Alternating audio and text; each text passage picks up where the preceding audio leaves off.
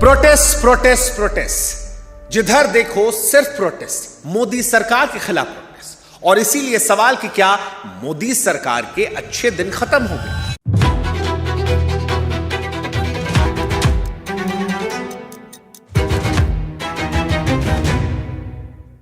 क्योंकि चारों तरफ प्रोटेस्ट, सवाल उठ रहे हैं क्या सरकार जनता की आवाज को इतना अनसुना कर चुकी कि सोशल मीडिया से लेकर सड़क, संसद, प्रधानमंत्री के घर के बाहर, बॉर्डर पर हर जगह प्रोटेस्ट, दिल्ली से लेकर रांची और देहरादून तक प्रोटेस्ट।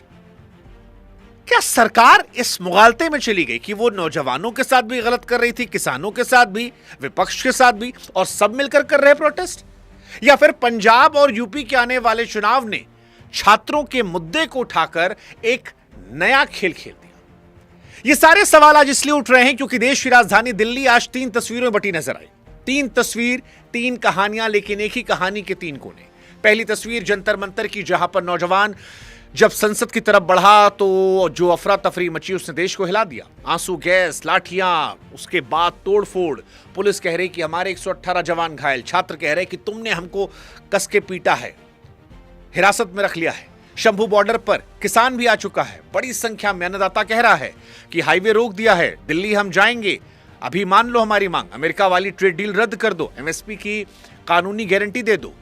और राहुल गांधी जो अब तक खामोश थे, जो जंतर मंतर नहीं पहुंचे थे, वो सीधे प्रधानमंत्री के घर के बाहर बैठ गए, कह रहे हैं कि नहीं, अब मंत्री का इस्तीफा नहीं चाहिए, सीधे प्रधानमंत्री का इस्तीफा चाहिए।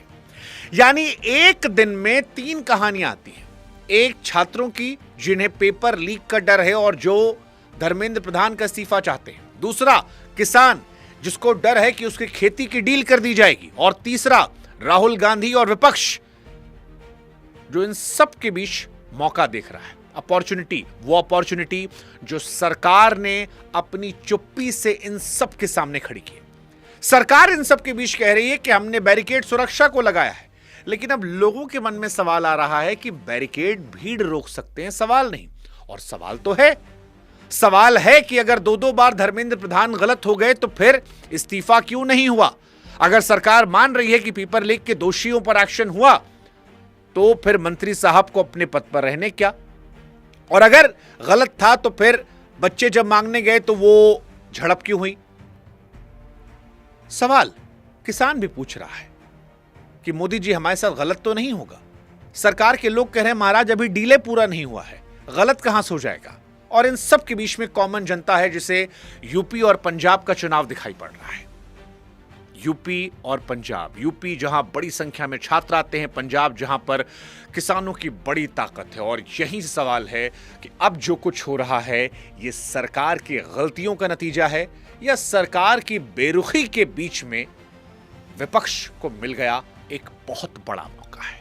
नमस्कार, मैं हूं शुभांकर मिश्रा और आज का वीडियो बहुत खास है क्योंकि आज जब हम परत दर परत खोलेंगे तो आपको जंतर मंतर का सच दिखाई पड़ेगा, ट्रेड डील का किसानों पर असर दिखाई पड़ेगा, और फिर उसके बाद जो सियासी खेल हम आपको समझाएंगे वो आपके नजर और नजरिए को पूरी तरह बदल देगा।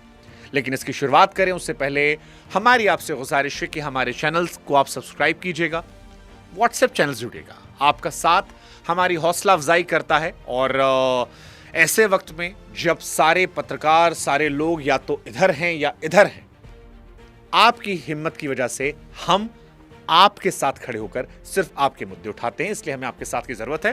प्लीज व्हाट्सएप चैनल को सब्सक्राइब कीजिएगा, कमेंट सेक्शन में लिंक डाल दिया है, स्कैन भी लगा दिया, और साथ ही हमारे चैनल को भी सब्सक्राइब कीजिएगा। अब शुरुआत करते हैं आज की कहानी की। कल क्या हुआ था सबसे पहले वो 30 सेकंड में समझ लेते हैं। आप जानते हैं जंतर मंतर से संसद की तरफ मार्च हुआ था, आंसू गैस, लाठीचार्ज, कैनॉट प्लेस में तोड़फोड़, एफआईआर दर्ज। सवाल दोनों से है, मार्च शांतिपूर्ण था तो गाड़ियां किसने तोड़ी? और कार्रवाई अगर प्रोफेशनल तरीके से थी, कानूनी तरीके से थी, तो फिर लड़कियों पर हाथ किसका था? ये आरोप हर तरफ से आ रहे हैं और दोनों का अपना अपना सच है। लेकिन आज की कहानी ये नहीं है, आज की कहानी दूसरी है। कहा जाता है कल जंतर मंतर को पुलिस ने खाली करा दिया, उखाड़ दिया। रात 11 बजे 6 घंटे बाद भीड़ वापस लौटी, टेंट लगा, मंच नया लगा और ऐलान की मार्च फिर से होगा। पुलिस ने रात में मंच उखाड़ा और सुबह पूरे देश ने देखा कि भाई साहब उखाड़ने से कोई चीज छोटी नहीं होती है, वायरल होती है। और इस सरकार को लेकर तो वैसे भी आरोप लग रहा है कि यह सरकार संवाद कम करती है, एक्शन में ज्यादा बिलीव रखती है और अब एक्शन का रिएक्शन हो रहा है। सरकार को कल लगा कि मामला निपट गया, आंदोलन खत्म हो गया, लेकिन आज आंदोलन और बड़ा हो गया, क्योंकि आंदोलन टेंट में नहीं होता, आंदोलन बेइज्जती में रहता है और इस आंदोलन की जड़ में एक ही बेइज्जती है। वैसे शुरुआत भी तो बेइज्जती से हुई थी। कॉकरोच जनता पार्टी की शुरुआत कहां से हुई थी? सुप्रीम टिप्पणी से। कॉकरोच, वही ताना दिल पे लगा था और वही ताना कल भी लगा। और जो आंदोलन बेइज्जती से पैदा हुआ हो उसे लाठी से मारेंगे तो वो हटेगा थोड़ी ना, दोगुना हो जाएगा। इसीलिए लोग कह रहे हैं कि कॉकरोच मरते थोड़ी हैं, वो तो बढ़ जाते हैं। और आज जंतर मंतर पर कॉकरोच बढ़े, ताकत ज्यादा बड़ी दिखाई पड़ी, सरकार को ज्यादा और चैलेंज किया गया। और वैसे भी ये देश का कोई नया पैटर्न थोड़ी है, आप पुराना भी देख लीजिए। किसी भी आंदोलन को जिसे रातों रात हटाने की कोशिश की गई, अगली सुबह दुगनी भीड़ मिली। भीड़ को हटाना आसान है, वजह को हटाना मुश्किल है। कल पुलिस ने भीड़ हटाई थी, वजह छोड़ दी गई थी, उसका समाधान नहीं किया गया था। और वजह लौट सकती थी अगर मंत्री जी का इस्तीफा हो जाता, लेकिन इस्तीफा नहीं हुआ, लाठी मारी गई, पुलिस भी घायल, ये भी घायल, मामला सुप्रीम कोर्ट तक पहुंच गया।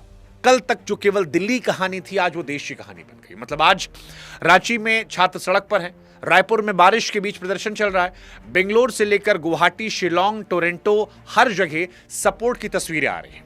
यानी लाठी दिल्ली में थी, आवाज पूरे देश में गूंजी। यानी सरकार ने कल आंदोलन को दबाने की कोशिश की और आज जो एक मोर्चे पर आंदोलन था वो बढ़ता चला जा रहा है।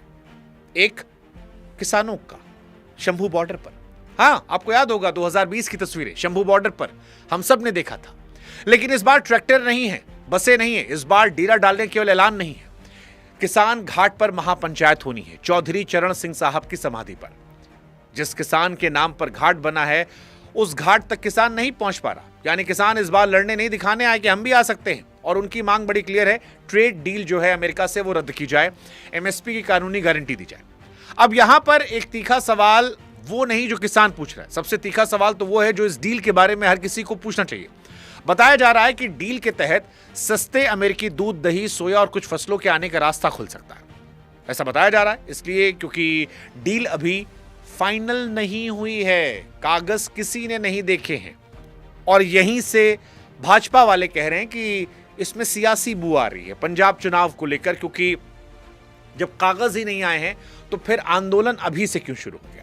अब इसमें किसानों का जो वर्जन है वो अलग है। वो कह रहे हैं कि भाई साहब साइन हो चुकी डील के खिलाफ आंदोलन मातम होता है, लड़ाई नहीं। दबाव जो है वो सौदा होने से पहले काम करता है, बाद में नहीं। किसान 2020 में सीख चुका है कि कानून बनने के बाद वापस कराने के लिए 1 साल से ज्यादा सड़क पर बैठना पड़ता है। इसलिए इस बार शायद वो कानून बनने से पहले ही खड़ा है। वो कहते हैं ना, दूध की जली बिल्ली छाछ भी फूंक फूंक कर पीती है।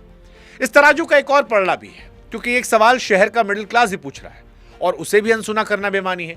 वो पूछता है कि भैया खाद की बोरी पर हजारों की सब्सिडी, ऊपर से खेती कमाई टैक्स फ्री, इतना सब लेकर धरना। अब इन सब के अलग अलग बातें हैं, अलग अलग आरोप हैं और इस तबके का भी आरोप है। फिर वही शब्द आरोप यह भी है कि आंदोलन का चेहरा तो 2 एकड़ वाला किसान होता है, पर अगली कतार में 100-100 एकड़ वाले बैठे होते हैं जो सब्सिडी का फायदा भी सबसे पहले उठाते हैं, खाद का स्टॉक भी पहले दबाते हैं और छोटे किसान को वही खाद बाद में महंगे दामों पर मिलती है। यानी शहर कहता है आंदोलन गरीब किसानों के नाम पर होता है, लेकिन फायदा अमीर किसानों को। और हमारी थाली तक कीटनाशक कौन पहुंचा रहा, वो बहस अलग चल रही है। अब सच क्या है? सच दोनों का थोड़ा थोड़ा है। यह सच है कि सब्सिडी और टैक्स छूट किसानों को मिलती है। यह भी सच है कि देश का 85% से अधिक किसान छोटा है, जिसके लिए वो सब्सिडी अय्याशी नहीं है, उसके जीने का सहारा है। यह सवाल जायज है कि बड़े किसान आंदोलन की मलाई खा जाते हैं, और यह डर भी जायज है कि सस्ता अमेरिकी माल आया तो सबसे पहले वही 2 एकड़ वाला किसान मरेगा, बड़ी गाड़ी वाला नहीं।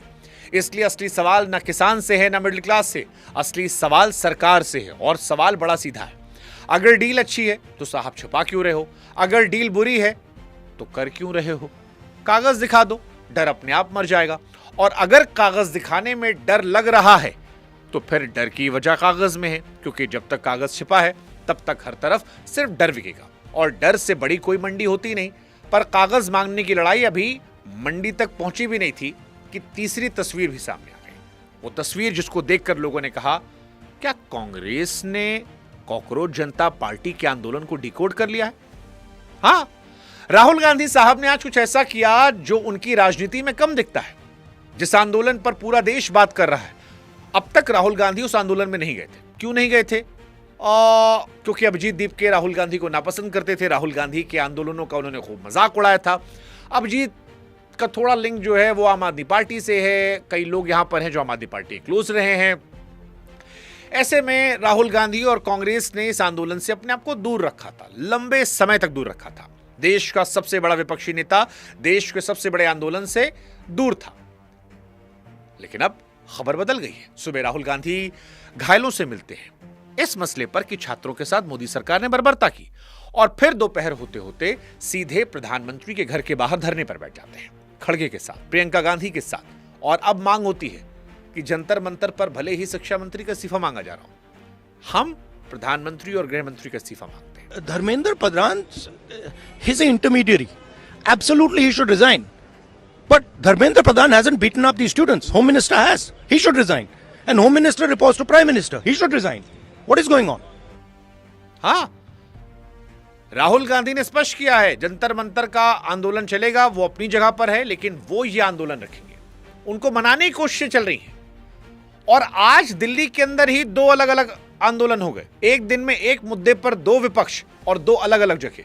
पहली नजर में लगेगा विपक्ष बिखरा हुआ है, लेकिन जैसा हमने बताया बिखरा नहीं है। सबको अपना अपना देखना है, क्योंकि सरकार ने तो मौका दे दिया है। केजरीवाल कल अपने दोनों बच्चों के साथ 4-5 घंटे आंदोलन में गए थे। केजरीवाल आज मंच तक गए। मतलब साफ है कि कॉकरोच जनता पार्टी का जो आंदोलन है वो उसका आंगन शुरू से आम आदमी पार्टी के घर के करीब था, आसपास था। तो केजरीवाल के लिए जंतर मंतर जाना घर लौटने जैसा है, और कांग्रेस के लिए बेगानी शादी में अब्दुल्ला दीवाना।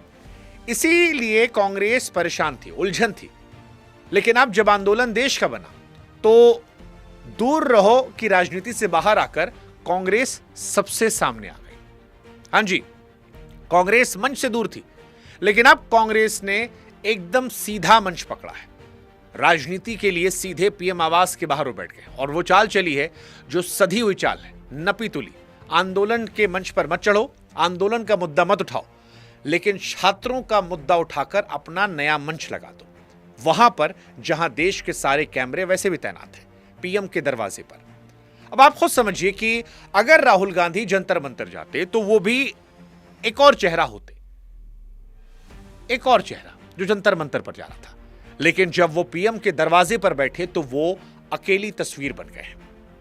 और अब भीड़ यहां भी बढ़ेगी। मुद्दा वही है, मंच अपना है, तस्वीर सबसे बड़ी, और हिसाब एक लाइन का, मेहनत आंदोलन की, पसीना छात्रों का, और आज शाम होते होते सबसे बड़ी हेडलाइन कांग्रेस पार्टी की। इसका फायदा दोहरा है।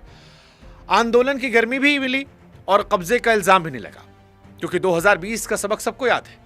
झंडा लगते ही आंदोलन मुद्दा नहीं रहता, विपक्ष बन जाता है। लेकिन सवाल आम आदमी पार्टी से भी है कि अब उनकी स्ट्रेटजी क्या होगी। क्या सारा विपक्ष एक साथ आएगा? क्या कांग्रेस भी जाएगी? या फिर धीरे धीरे जनता को दिखाई पड़ेगा कि अपनी अपनी ढपली, अपना अपना राग, और बीजेपी को समझ में आएगा कि अब सही समय छात्रों का भला कर दो, वरना चुनाव में तैयार बैठे हैं लोग भाला लिए। हां, हालांकि एक दिलचस्प चीज जो हमको नजर आई, राहुल गांधी जब प्रोटेस्ट करने के लिए प्रधानमंत्री के घर के बाहर बैठे तो थोड़ी ही देर में मोदी सरकार के मंत्री जितेंद्र सिंह पहुंच गए राहुल गांधी से बात करने के लिए। और वहीं पर मेरे मन में एक ख्याल आया कि जब बच्चों पर लाठी चली थी तो तुरंत ऑन द स्पॉट बच्चों से बात करने कोई मंत्री जंतर मंतर नहीं गया था, कोई नहीं गया था। बच्चे बहुत दिन से बैठे थे, कोई नहीं गया था। सोनम वांगचुक को उठा के अस्पताल भिजवा दिया गया था, लेकिन सोनम वांगचुक से मुलाकात करने कोई नहीं गया था। लेकिन जब राहुल गांधी बैठे तो मंत्री दौड़ते आए। अब सवाल बच्चे अगर पूछें कि मंत्री साहब, विरोधी तो राहुल गांधी भी हैं, वैचारिक विरोध हम भी कर रहे थे, जंतर मंतर क्यों नहीं आए? प्रधानमंत्री घर के बाहर आप मनाने पहुंच गए। सोचिएगा, क्या भारत में इज्जत दर्द की होती है या आपके पद, आपके ओहदे की? वैसे आप इस वीडियो का स्क्रीनशॉट रख लीजिए, चुनाव के बाद इसका हिसाब करेंगे कि कौन जंतर मंतर लौटा, क्योंकि मरहम और वोट चुनाव तक एक जैसे दिखते हैं। लेकिन फिलहाल सरकार फंसी है। मोदी सरकार फंस गई है। हालांकि वो चुप नहीं है, बोल रही है। आज प्रधानमंत्री ने ऐसा लगता है कि हमारा वीडियो देख लिया था, खामोशी वाला, और यही वजह है कि उन्होंने अपनी पार्टी की बैठक में ही सही, लेकिन ये कह दिया कि पेपर लीक घोर पाप है। हम तो इसी बात पर मोदी जी को कोटि कोटि नमन करते हैं कि आपने बोला तो, क्योंकि आप बहुत सारे विषयों पर बोलते ही नहीं हैं और ये तकलीफ है, और ये देश चाहता है कि आप बोले, क्योंकि प्रधानमंत्री अगर बोलेंगे तो उम्मीद जगती है, और उम्मीद हौसला देती है उन बच्चों को भी कि शायद जैसे राहुल गांधी से मुलाकात करने वो पहुंचे, हो सकता है आप भी मुलाकात कर लें उन बच्चों से जिनको दोबारा परीक्षा देनी पड़ी, कम से कम उनसे। पुलिस कह रही उधर कि भीड़ हिंसक हुई थी, कार्रवाई मजबूरी थी। पुलिस ये भी कह रही है हिरासत में लिए गए कई लोग छात्र हैं ही नहीं, साजिश के एंगल की जांच चल रही है। यह भी कहा जा रहा है कि संसद सत्र में सुरक्षा से समझौता नहीं होगा। बीजेपी के सांसद कंगना जी कहती हैं कि हम अंदर से डरे हुए थे, पुलिस ढाल बनी। नड्डा जी जो है सीजेपी के लोगों से मिले, घायलों से बातचीत की। केजरीवाल जी कह रहे अपना बच्चा लेकर हम गए थे। कुल मिलाकर हर आदमी कुछ कुछ कह रहा है। अब सवाल यह है कि जब हर कोई कह रहा है तो फिर सरकार फंसी क्यों है? सरकार फंसी है इस्तीफा देने को लेकर। अब इस्तीफे को लेकर हमने पिछला वीडियो बनाया था कि 12 साल में मोदी सरकार ने एक इस्तीफा नहीं दिया, क्योंकि सरकार को लगता है कि अगर हम इस्तीफा दे देंगे तो अपनी गलती मान लेंगे, और सरकार गलती नहीं मानती। सुषमा स्वराज, वसुंधरा राजे सिंधिया पर 2015 में आरोप लगे, तब से लेकर अब तक धर्मेंद्र प्रधान तक सरकार इस्तीफा नहीं लेती, मंत्री देना चाहे तो भी नहीं लेती। अब सरकार की मुश्किल यही है कि अगर वो नियम तोड़े और आंदोलन से इस्तीफा ले ले तो फिर हर आंदोलन में इस्तीफा लेना पड़ेगा, और अगर इस्तीफा ना ले तो यूपी का नौजवान चुनाव तक लाठी याद रखेगा। सख्ती करो तो आंदोलन बड़ा होगा, सख्ती ना करो तो भीड़ बढ़ रही है। ऐसे में सरकार परेशान है, लेकिन वो कोशिश कर रही है कि इस मामले को ठंडा किया जाए, और इसी कोशिश में आज जेपी नड्डा साहब जो है वो जाकर छात्रों से मुलाकात करने पहुंच रहे थे। हालांकि सवाल फिर वही है कि आरोप लग रहा है शिक्षा मंत्री पर, बात हो रही है प्रधानमंत्री जी से, मुलाकात हो रही है स्वास्थ्य मंत्री से, और इन सब के बीच में संसद के अंदर भी आज विपक्ष शिकायत करता नजर आया। संसद में कहा गया कि हमें बोलने नहीं दिया गया। यह मुद्दा आज हर जगह उठा, सड़क पर, बॉर्डर पर, पीएम के दरवाजे पर, अस्पताल के बिस्तर पर, लेकिन एक जगह नहीं उठा जो इस काम के लिए बना है, वो है संसद। जिस दिन देश का सबसे बड़ा कमरा सबसे छोटा हो जाए उस दिन सड़क बड़ी हो जाती है, और यही रहा। और इसीलिए आज देश के बच्चों की तरफ से हम मोदी सरकार से 3 सवाल पूछते हैं, ना आंदोलन की तरफ से, ना विपक्ष की तरफ से, हमारे तरफ से और देश के छात्रों की तरफ से। और ये सवाल मोदी जी और अमित शाह जी से हैं, उम्मीद करते हैं वो सुनेंगे। सवाल पहला है कि अगर परीक्षा का सिस्टम सच में सुरक्षित है मोदी जी, तो अब तक हर लीक, हर गड़बड़ी, हर फायदा उठाने वाले और हर जिम्मेदार अफसर का पूरा हिसाब तारीख के साथ हमारे देश के सामने क्यों नहीं रखा गया? और अगर हिसाब नहीं रखा गया तो आप ही बताइए मोदी जी कि कैसे देश का छात्र उस सिस्टम पर दोबारा भरोसा करे? कुछ तो आधार होना चाहिए, ये आप बता दीजिए। दूसरा सवाल जो हमारा प्रधानमंत्री नरेंद्र मोदी जी से है वो ये है कि जवाब मांगने वाले छात्रों पर लाठी 24 घंटे में चल गई, लेकिन जिनकी गलती से पेपर लीक हुआ उन पर कार्रवाई इतनी तेज और इतनी ही तीव्रता से क्यों नहीं दिखी? सजा की रफ्तार सवाल पूछने वालों के लिए, गलती करने वालों की दूसरी। इसी में एक सवाल और ऐड कर दे रहे हैं। राहुल गांधी प्रोटेस्ट करने आपके घर के बाहर गए तो आपके मंत्री राहुल गांधी जी के पास पहुंच गए, लेकिन छात्र 20-21 दिनों से प्रोटेस्ट कर रहा है, आप सोनम वांगचुक को उठा सकते हैं, आपके मंत्री मिल क्यों नहीं सकते थे? लाठी मारने के बाद तो मुलाकात पहले दिन कर सकते थे, राहुल जी के पास तो कुछ ही घंटे में आ गए थे। क्या पद देखकर संवाद किया था? और तीसरा सवाल, हमारे देश में परंपरा रही है कि बड़ी नाकामी पर बड़ी कुर्सी जवाबदेही लेती है। नेहरू जी के दौर में लाल बहादुर शास्त्री साहब ने इस्तीफा दिया था, अटल जी के दौर में नीतीश कुमार साहब ने इस्तीफा दिया था।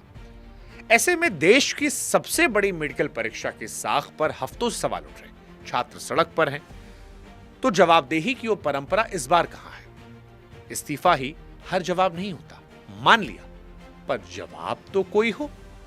3 सवाल दर्ज है, जवाब जब आएगा हम वो भी दर्ज कर लेंगे और उम्मीद करते हैं कि इन सवालों को आप जनता जो है वो बढ़ाकर सरकार के कानों तक पहुंचाएंगी ताकि उन्हें समझ में आए। जैसे हमने मोदी जी से बोलने की अपील की थी, आज उन्होंने बोला, तो अगर ये आप समझेंगे तो शायद वहां तक पहुंच जाएगा। खैर, आज 3 तस्वीरों के बीच में एक किरदार और था जिसका जिक्र इस शोर में दब गया। नाम सोनम वांगचुक। सफदरजंग अस्पताल का बिस्तर, महीनों का अनशन जो शुरू हुआ था लद्दाख की मांगों के लिए, अब छात्रों के लिए भी जारी है। आज सुबह की मेडिकल रिपोर्ट कहती है कि हालत फिलहाल संभली हुई है, शुगर गिरी हुई है, शरीर में ताकत के जरूरी तत्व कम हो गए, खून की कमी है। डॉक्टर रोज आ रहे हैं, रोज कह रहे हैं ड्रिप लगवा लीजिए, और वो रोज मना करते हैं। कल की हिंसा के बाद अपनी पत्नी के हाथ एक पत्र भेजा है, लिखा है छात्रों के साथ जो हुआ उसके विरोध में अनशन जारी रहेगा। लेकिन जंतर मंतर पर नारे हैं, बॉर्डर पर काफिले हैं, पीएम के घर के बाहर धरना है, हंगामा है, और इन सब के बीच में जिस आदमी ने एक्चुअली में लड़ाई सबसे पहले शुरू की, 20-21 दिन सहा, आज उसके बारे में कोई बात नहीं कर रहा, क्योंकि अब बड़े लोग आ गए और बड़े लोगों ने इस मामले को उठा लिया है। सोनम वांगचुक कहीं पीछे छूट गए। सवाल यह भी है कि जिस देश में सुनवाई के लिए भूखा मरना पड़े, वहां संसद के माइक किस प्रकार के ऑन थे? और सोनम वांगचुक के लिए क्या आपको बुरा लग रहा है क्योंकि वो सीन से गायब हो चुके हैं? नहीं दिख रहे, मुझे तो नहीं दिखे आज। खैर, वैसे दिखे तो उनके सीजेपी के प्रवक्ता भी नहीं थे, बर्गर खाने वाले। हाँ, मतलब जिन्होंने कहा मेरा क्या लेना देना। ठीक है, आंदोलन अब काफी बड़ा हो गया है, इन लोगों से आगे निकल चुका है। खैर, कुल मिलाकर आते हैं, सीजेपी के प्रेसिडेंट कहते हैं मार्च होगा, किसान कहते हैं बॉर्डर से हटेंगे नहीं, कांग्रेस कह रही है जब तक आंदोलन तब तक धरना, और सरकार अभी उसके पास सिर्फ 2 रास्ते हैं, फिर से लठिया दीजिए या बातचीत कर लीजिए। कहा जा रहा है कि बातचीत इतनी खोली गई है, कल क्या निकलेगा, जो आएगा कहानी फिर हम आपको सुनाएंगे, कल की कहानी कल। लेकिन आज की तस्वीर आप याद कर लीजिए, नौजवान सड़क पर, किसान बॉर्डर पर, विपक्ष पीएम के दरवाजे पर, और सबसे शांत आवाज अस्पताल के बिस्तर पर। संसद चालू है, सत्र हर साल आएगा, कमरे हर बार खुलेंगे। देखना सिर्फ ये है कि संसद के अंदर कान में खुलते हैं, क्योंकि ये बात हर सरकार को, हर पार्टी को याद रखनी है। आज दिल्ली में लाठी किसी की भी चले, उसकी चोट कल वोट पर जरूर दिखाई देगी, और उस दिन ना बैरिकेड काम आएंगे, ना आंसू गैस, ना बंद कान। और तब तक आपको सिर्फ इतना करना है कि आपको भूलना नहीं है, क्योंकि इस देश में सबसे बड़ी ताकत लाठी नहीं है, याददाश्त है। जय हिंद, जय भारत, और हमको सब्सक्राइब कीजिएगा।